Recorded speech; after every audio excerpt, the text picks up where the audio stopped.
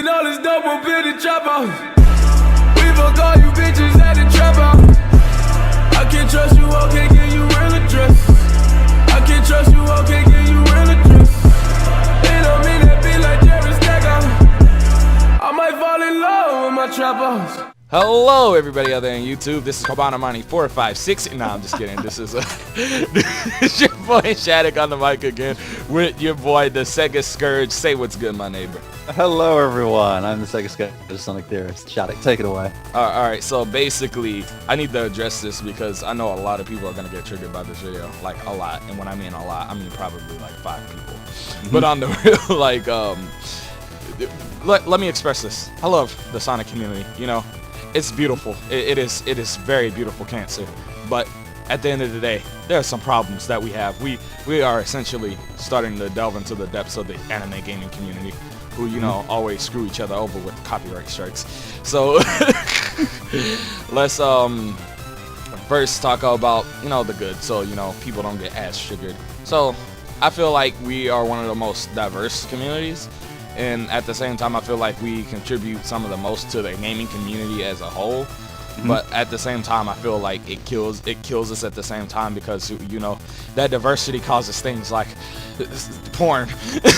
Exactly. It's like the good and a bad thing. It's double-sided because you can say that the good side of the diversity of our fan base is what's led us to things like Sonic Mania and Project 2017 being created. That's all from the fans. That's because of our input, because of our requests and Sega listening to it. Over the years, hasn't always been like that. But like you said, on the other side, on the flip side, we are kind of being universally panned as being one of the worst gaming fan bases out there, and that's undeniable. It's kind of like up there with some of the greats, you know, My Little Pony, Steven Universe.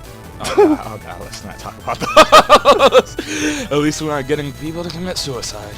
But on the real, like we just said, like the diversity winds up causing people to like fight, you know, argue. Like, oh my god, you like modern Sonic? I don't like you. Get out of here. Oh my god, you like classic Sonic? Those games are so boring, you know. On the real though, like I believe like this kind of diversity just separates us, but at the same time brings us together. And let's talk about, you know, our opinions changing all the time now that we're talking about opinions, because we can't keep a stable opinion. We can't keep the same opinion. Like, Heroes is the perfect example. When the game came out, all right, now I know over here people really liked it, and then people just began to hate the game. They're like, oh, it's so glitchy, you know, which comes with any freaking Sonic game. I don't know what they expected. Yeah. And they're like, oh no, it's so bad. And then, you know, around the time that especially 06, they started really hating the game. And then Unleashed came out, and let's say that's when it started being okay again. And then Lost World came out, and the game was apparently horrible. I've never seen someone like the community change its opinion so much. There are fixed points in the Sonic fan base that cause the fans, if you will, I dare call them that, some of them anyway. We're talking about the lesser variety. But there are fixed points in the saga of Sonic the Hedgehog that have caused people to kind of go back and hate on games that were never really terrible to begin with. You know, 06 was one of them. You could say that the boost gameplay was another one, because there was a lot of people that had mixed opinions on that shit. And then you could say that things like Sonic 4 was another one, because then it had people kind of... There were people who were saying kind of like, this is an example of why modern Sonic today is just crap and Sega will never be who they were once again. But then my argument to that is Sonic Mania. And then, like, on the other hand, though, then you had a group of them going, oh, look, this is what the classics games were always like. It was always shit, you know? We have such a finicky fucking fan base.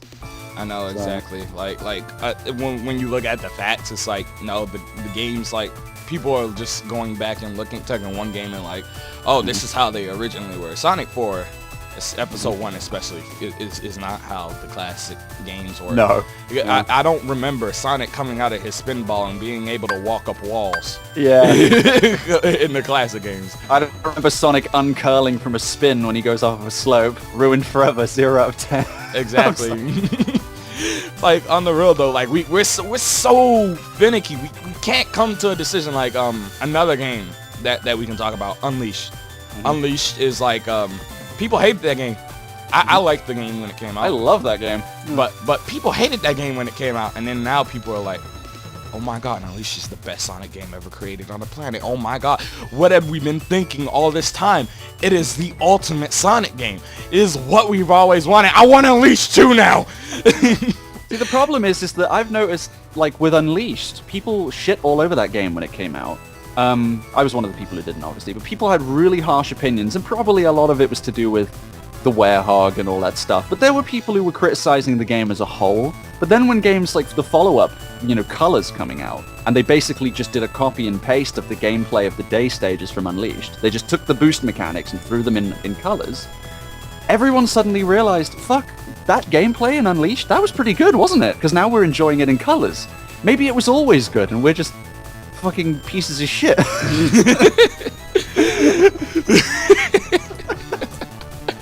Like, Mom's sweaty.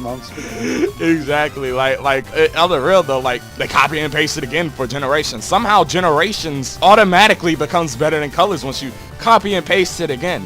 Because people are starting to complain about the wisp in Colors. Like, I genuinely don't understand it because like you aren't necessarily forced to use it throughout most of the game. Most of the game you can do without the wisp. But on the real, like we're finicky. We don't know how to come to a conclusion. No, the wisps really were glorified items, and half of them were just like they were optional, Yeah. But people really stuck it to the game, saying that they were these necessary items that you fucking needed for like half of the game, when really that you didn't. And Lost World even followed the tried and tested, because the wisps in that you didn't need either. They were just kind of there if you wanted them. That's not a reason to bash a game.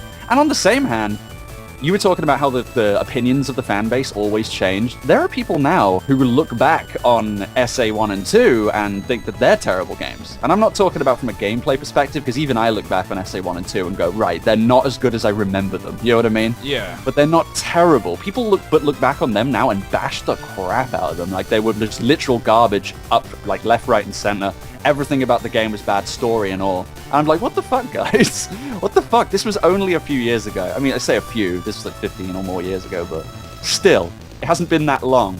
Come on. Most of the people who were there then and played them then and thought they were good are still here now, but their opinions have somehow been warped by the fan base.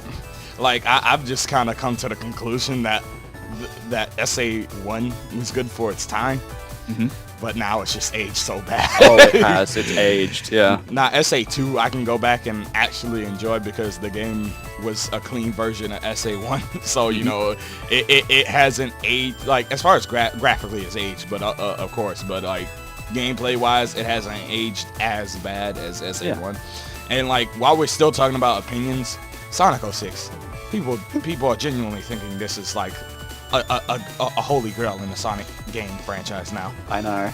Like I want to say some big YouTubers' names, but I don't want to get purged from the community and just have to go to doing only Final Fantasy and Kingdom Hearts.